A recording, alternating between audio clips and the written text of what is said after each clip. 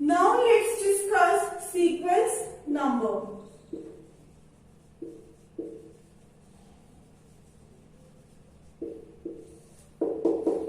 So in the data link here, we discussed that each and every packet which we are sending on the network is given one sequence number so that we can uniquely identify each and every packet present on the network.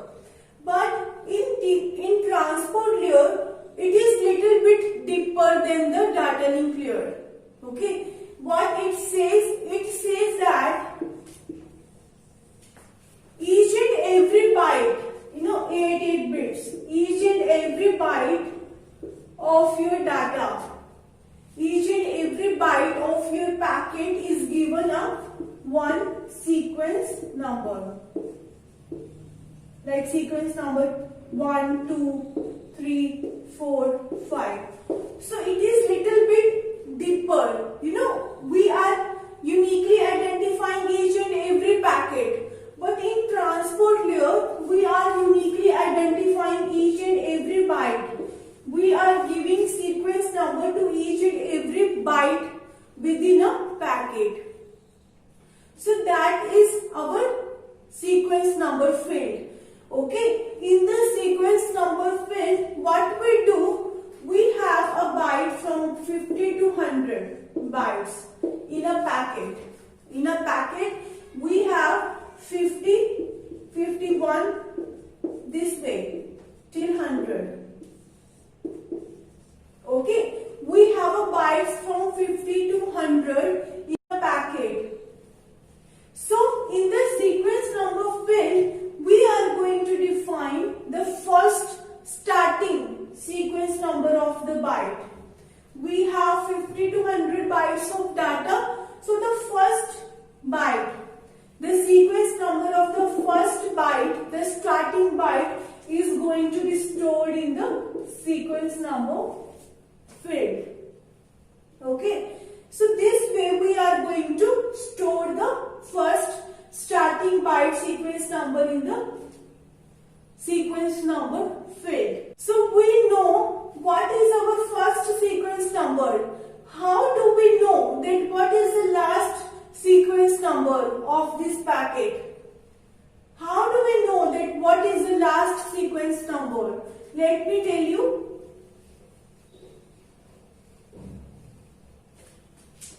So if you look at we had initially application layer. We initially had application layer. Then we have transport layer.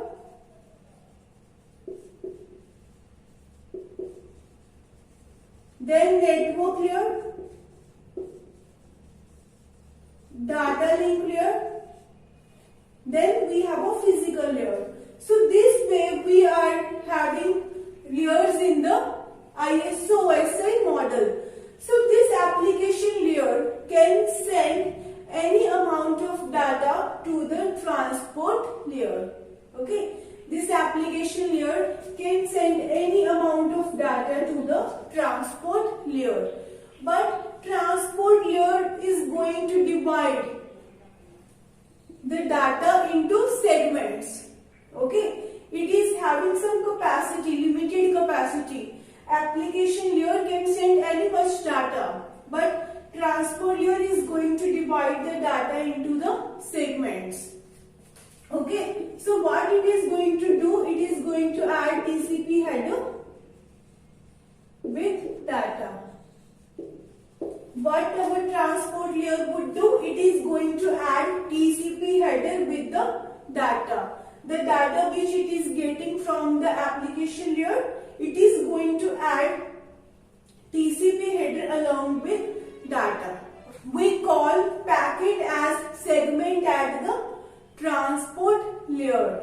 Okay, this is a segment. When it is going to reach to the network layer, we are going to add IP header. IP header with this segment. TCP header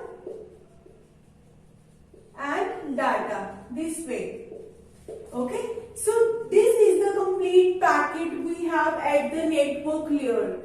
Now what we want to do, we want to get the last sequence number. We want to get the last sequence number of the packet. We know the starting sequence number because the starting sequence number is present in the sequence number field. Now we want to know the last sequence number. So what we will be doing, in IP header we discussed in the last videos, in the IP header we have a total length field. Okay, we have a total length field. So what we will do, we will subtract header length from the total length field. Then what we will be getting, we will be getting the size of the segment.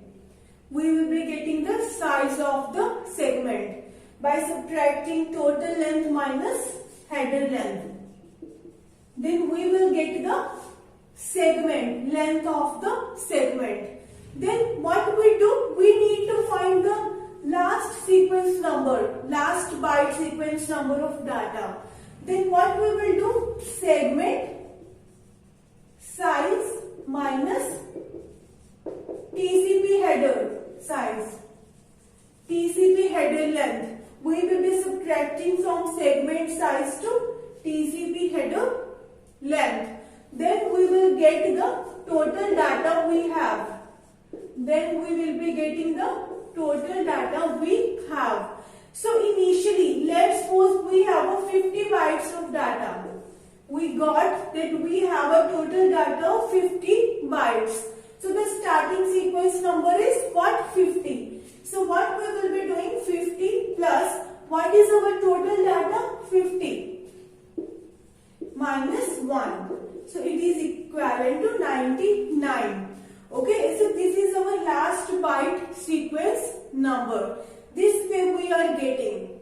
Okay, this was the starting sequence number 50. I have 50 more bytes. The starting sequence number is 50. So 50 plus total data we have 50 minus 1, which is equivalent to 99.